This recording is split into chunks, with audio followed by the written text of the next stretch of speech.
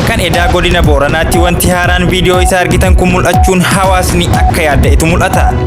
Kanaan duras wanti akkanaa yeroo takkaaf mul'ate akka tures odeeffannoon ifoomsuyyuu inni eda mul'ate guddinaan sanirra akka caalu ifoomeera. Haala yeroo dhihoo dabre keessatti mul'atan kan akka sochii lafaa yookiin kirkiraa fi dhohiinsa volkaanoo wal qabatee tilmaama hayyootaa fi qajeelcha agarsiisa amantaa muslimtootaa keessatti akka kaa'ametti addunyaan karaa boodaa akka deemaa jirtutu mul'ata. Taateewwan akkanaa kun duraan biyyoota gurguddatan keessatti dabree balaa uumuun yoo mul'atan amma biyya keenya keessattis jalqabaara. Kunis akka Rabbii fi ergamaan Rabbii alayhi salaatu wassalaam jedhanitti sababa hammeenyi dhala namaa baay'atuun akka ta'e hubanna.